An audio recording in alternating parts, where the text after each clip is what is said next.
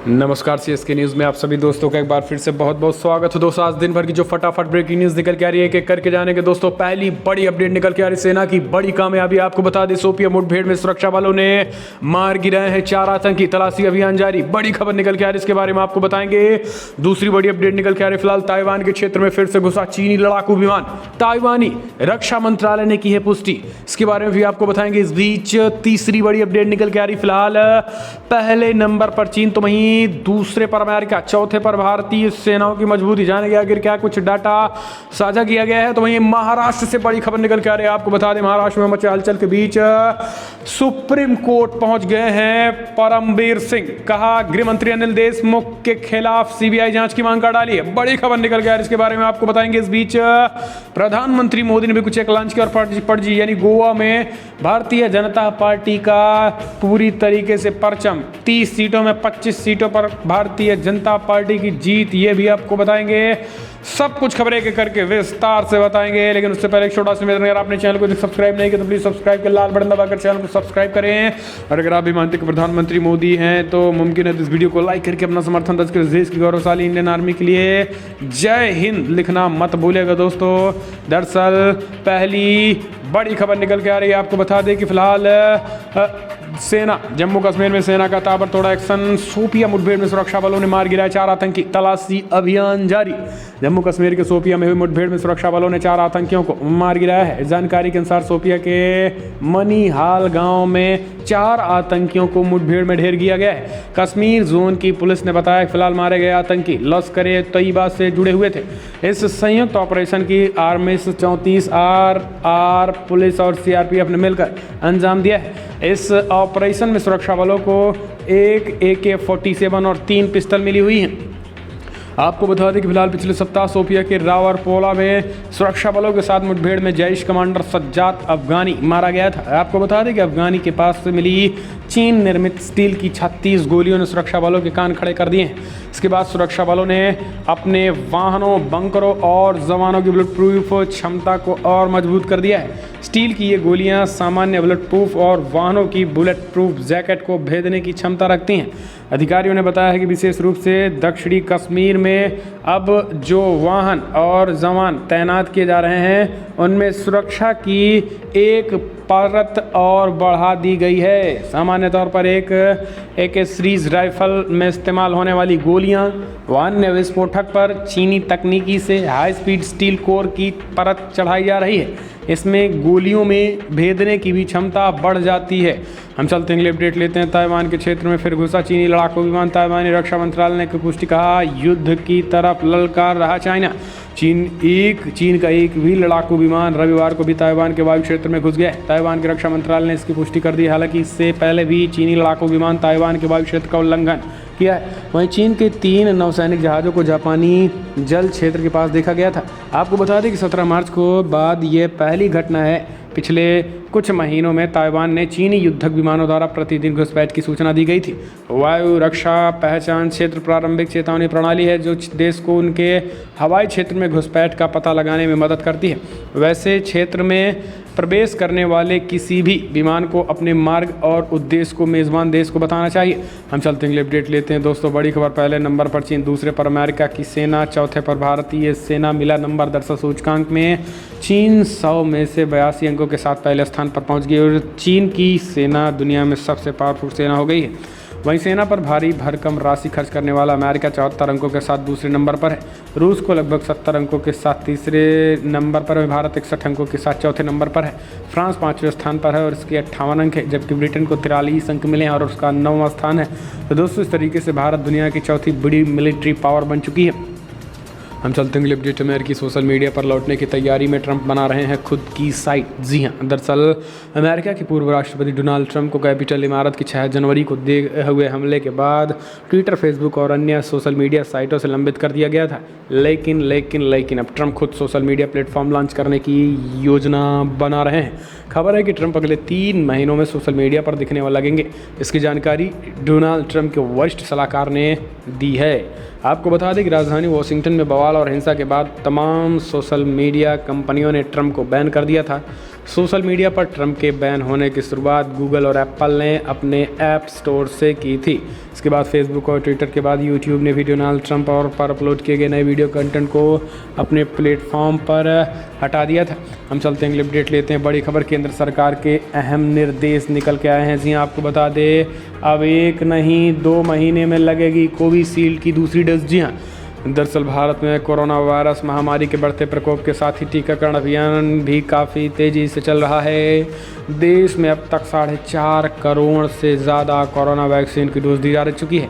इस बीच केंद्र सरकार की ओर से सोमवार को सभी राज्य और केंद्र शासित प्रदेशों को कोविशील्ड को लेकर एक अहम निर्देश दिए गए हैं। सरकार का कहना है कि अब कोविशील्ड की पहली और दूसरी खुराक के बीच के अंतर को बढ़ा दिया गया है। इस अंतर को अब कम से कम 6 से 8 हफ्ते कर दिया गया है। इससे पहले कोविशील्ड की दूसरी डोज को 4 से 6 हफ्ते में दिया जाता है। ये खबर बिल्कुल अभी भी आई है। हम चलते हैं अगले अपडेट लेते हैं। आपको बता दें, परमवीर सिंह पहुंचे सुप्रीम कोर्ट। गृह मंत्री अनिल देशमुख पर लगाए आरोपों की सीबीआई जांच की मांग कर डाली है। मुंबई पुलिस के पूर्व आयुक्त परमवीर सिंह ने सोमवार को सुप्रीम कोर्ट में याचिका दायर कर खुद के होमगार्ड विभाग में तबादले को अवैध बताया। इसके साथ उन्होंने महाराष्ट्र के मुख्यमंत्री उद्धव ठाकरे को लिखे अपने पत्र में राज्य के गृह मंत्री अनिल देशमुख पर लगाए गए आरोपों की सीबीआई से जांच करवाने की मांग कर डाली है। गौरतलब है कि दक्षिणी मुंबई के पॉश इलाकों में एक वाहन में विस्फोटक सामग्री पाए जाने के मामले को लेकर आलोचना के बाद महाराष्ट्र सरकार ने 17 मार्च को सिंह का तबादला कर दिया था और उनके स्थान पर वरिष्ठ आईपीएस अधिकारी हेमंत नागराले को मुंबई पुलिस का आयुक्त नियुक्त किया गया था। एनआईए विस्फोटकों से लदे वाहन मामले की जांच कर रही है।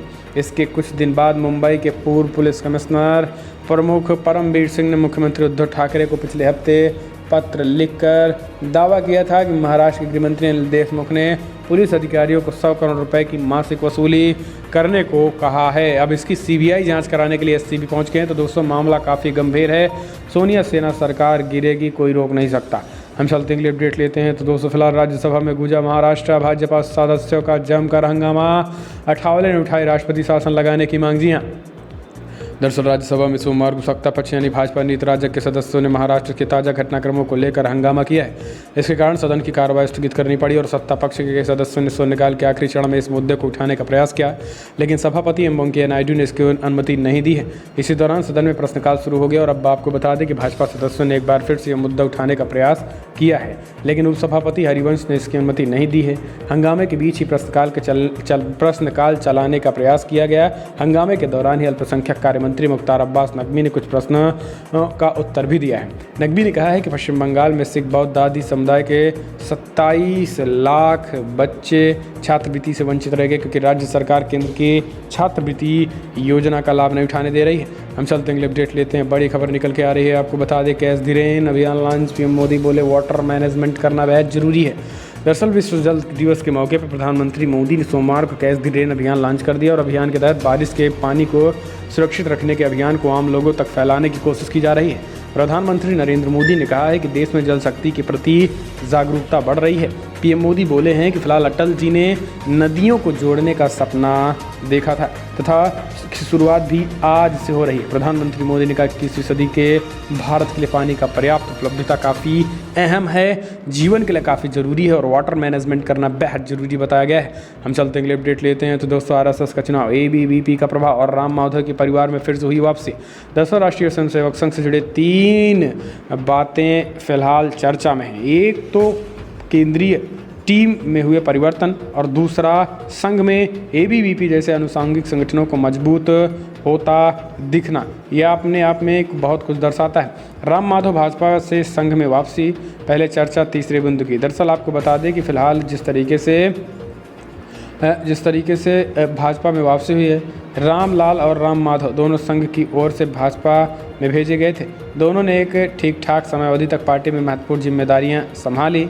इस बीच रामलाल संगठन महामंत्री रहे तो वहीं राम माधव कश्मीर में पूर्वोत्तर तक अपनी अहम भूमिका भी निभा रहे थे, लेकिन दोनों ही की पार्टी फिलहाल पारी समाप्त हो गई, लेकिन पार्टी से मुक्त होकर दोनों ही खाली नहीं हैं। अब संघ के विशाल परिवार ने दोनों को दोबारा अंगीकार कर दिया और संघ में उन्होंने फिर से वापस बुलाकर जगह दे दी है।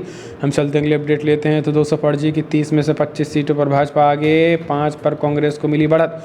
गोवा में सोमवार को नगर निकाय के चुनाव के लिए मतगणना जारी और इस बीच गोवा की 6 नगर पालिकाओं पणजी सिटी कॉरपोरेशन के 30 वार्ड, 22 पंचायत वार्ड और 1 जिला पंचायत सीट के लिए शनिवार को चुनाव हुआ था। मतगणना शुरू होने के बाद रुझान भी सामने आया। उस बीच गोवा के निकाय चुनाव में भारतीय जनता पार्टी बीजेपी जोरदार सफलता हासिल की है। इस बीच आपको बता दें कि बीजेपी ने यहाँ भारत में आतनसौरियो मोनसोट की ओर से तैयार किए गए पैनल का समर्थन किया था। आपको बता दें कि इसमें बीजेपी, इस पैनल में बीजेपी के कुछ लोग पुराने भी शामिल हैं। उसके अलावा आपको बता दें कि यहाँ पर भारतीय जनता पार्टी की ज़बरदस्त जीत देखने को मिली है। गोवा में 30 में से 25 सीटों पर जीत दर्ज की है। हम चलते हैं अगले अपडेट लेते हैं। तो दोस्तों जनता कर्फ्यू का ऐलान, 360 संक्रमित मिलने पर लगा था लॉकडाउन। आज 47,000 मरीज और बेफिक्री का है आलम। जी हाँ, दरअसल 1 साल पहले कोरोना वायरस से संक्रमण के प्रकोप सबके जहन में था और आपको बता दें कि जब लगभग 350 का मसला आ गया था तो उस सिचुएशन में प्रधानमंत्री नरेंद्र मोदी लॉकडाउन लगा दिया था और हालात इतने चिंताजनक थे कि लोगों को लग रहा था कि अब कौन बचेगा कौन नहीं। हाय तौबा मच रहा था, कड़िका कपूर टीवी में छाई थी। लेकिन आज हालात दोस्तों पिछले 24 घंटे में 48,000 मामले सामने आए हैं, लेकिन लोग बेफिक्र हैं। लोगों का मानना है कि फ़िलहाल जो कोविड-19 का मसला निकल रहा है, इससे इस बार कुछ होने वाला नहीं। यही कारण है कि लोग जैसे तैसे चल रहे हैं। हालांकि सरकार लगातार चेतावनी दे रही है कि कोविड-19 से रिस्क ना ले। हम चलते हैं अगले अपडेट लेते हैं। दोस्तों बड़ी खबर निकल के आ रही है उत्तराखंड। हिंदू युवा वाहिनी ने मंदिरों के बाहर टांगे बैनर, लिखा गैर हिंदुओं का प्रवेश वर्जित। जी हाँ, दरअसल उत्तराखंड में देहरादून के घंटाघर क्षेत्र में एक मंदिर के बाहर गैर हिंदुओं के प्रवेश पर प्रतिबंध लगा दिया गया, बैनर लगाया गया है। इनमें लिखा गया है कि फ़िलहाल ये हिंदुओं के एक पवित्र स्थान है, यहाँ पर गैर हिंदुओं का प्रवेश वर्जित है। मीडिया रिपोर्ट्स के अनुसार इस तरीके के पोस्टर उत्तराखंड के कई अन्य मंदिरों में भी लगाए गए हैं। तो दोस्तों जिस तरीके से ये पोस्टर लगाए गए हैं, इस पर सवाल खड़े उठ रहे हैं। लेकिन आपको बता दें कि डासना में जिस तरीके से बड़े पैमाने पर मुस्लिमों ने मंदिरों में घुसने का ऐलान कर दिया था, उसी के बाद से ये मसला अब जगह जगह लगाया जा रहा है। हम चलते हैं अगले अपडेट। मोदी की तर्ज पर रविंद्र रैना शुरू की कश्मीर की बात यूथ के साथ। बीजेपी के प्रधान रविंद्र रैना कुछ नया करने से कभी परहेज नहीं करते हैं। जम्मू कश्मीर में उन्होंने एक नया पहल शुरू किया। प्रधानमंत्री नरेंद्र मोदी के कदमों का अनुसरण करते हुए उन्होंने कश्मीर की बात यूथ के साथ कार्यक्रम शुरू कर दिया है। इनमें उन्होंने डीडीसी सदस्यों और भाजपा के उम्मीदवारों के साथ कई नीतियों के बारे में चर्चा की है। उन्होंने कहा है कि जम्मू कश्मीर में भाजपा के पैर और जड़ें मजबूत हैं। ज़मीनी स्तर पर लोकतंत्र को बहाल करने में भाजपा कामयाब हो रही है। 70 वर्षों में ऐसा पहली बार संभव हो रहा है क्योंकि केंद्र में मोदी की अगुवाई कर रहे हैं। रैना ने कहा है कि बीडीसी और डीडीसी सदस्यों को पूरे अधिकार दिए गए हैं। उन्होंने डीडीसी उम्मीदवारों को भी बधाई दी। हम चलते हैं अपडेट लेते हैं। तो दोस्तों फिलहाल बड़ी खबर निकल के आ रही है, आपको बता दें, जहां पर एक और विवाद, देशमुख के हॉस्पिटल में भर्ती होने पर भाजपा का सवाल जारी किया 15 फरवरी का वीडियो। जी हाँ, मुंबई के पुलिस आयुक्त परमबीर सिंह के महाराष्ट्र के गृहमंत्री अनिल देशमुख पर 100 करोड़ की वसूली करने का आरोप लगाने के बाद उद्धव ठाकरे सरकार में उथल पुथल मची हुई है। राज्य में विपक्षी पार्टी भाजपा गृहमंत्री अनिल देशमुख के इस्तीफे की मांग पर अड़ गई है। इसी पर एनसीपी प्रमुख शरद पवार ने सोमवार को देशमुख का बचाव किया है। शरद पवार ने कहा है कि जिस वक्त की मुलाकात का परमबीर सिंह ने जिक्र किया, उस वक्त देशमुख हॉस्पिटल में थे। इस पर पलटवार करते हुए भाजपा आईटी सेल के प्रमुख अमित मालवीय ने देशमुख का 15 फरवरी को प्रेस कॉन्फ्रेंस करने वाला एक वीडियो साझा कर दिया, जिसके बाद से पवार पर देशमुख को बचाने को लेकर सवाल उठने लगे हैं। तो ये बड़ी खबर निकल के आ रही है। दोस्तों अब आप समझिए कि किस तरीके से बचाने की साजिश है, लेकिन खुलासा तो हो ही जा रहा है। हम चलते हैं अपडेट लेते हैं। दोस्तों बड़ी खबर निकल के आ रही है, आपको बता दें, पंचायत चुनाव के लिए यूपी पुलिस में ज़बरदस्त फेरबदल, 10 एडिशनल एसपी अधिकारियों के तबादले। दरअसल यूपी की त्रिस्तरीय पंचायत चुनाव के ठीक पहले यूपी में कई जिलों के पास पुलिस अधिकारियों के तबादले कर दिए गए। योगी सरकार ने कानून व्यवस्था चौकस रखने के मकसद से देर रात एडिशनल एसपी अधिकारियों के तबादले कर दिए हैं, तो ताबड़तोड़ एक्शन जारी है। हम चलते हैं अगले अपडेट लेते हैं। असम में गरजे श्री गृहमंत्री अमित शाह, कहा जिहादियों को खुली चुनौती, घुसपैठियों को उठाकर बाहर फेंकेंगे। दरअसल असम में आपको बता दें गृह मंत्री अमित शाह ने एक बार आज जोरदार रैली की और इस जोरदार रैली में गृह मंत्री अमित शाह ने बड़ा हमला बोलते हुए खास करके घुसपैठियों को सीधे सीधे चुनौती देते हुए कहा कि इस बार अब की बार फिर से डबल इंजन की सरकार, घुसपैठियों को भगाना है, फिर से भाजपा को लाना है। तो ये बड़ा ऐलान कर दिया। तो दोस्तों फिलहाल बड़ी खबर इतना है, लेकिन अगर आपको वीडियो पसंद आया तो लाइक करें, शेयर करें, कमेंट के माध्यम से अपनी राय देना भूलिए। इस वीडियो इतना ही। जय हिंद, वंदे मातरम।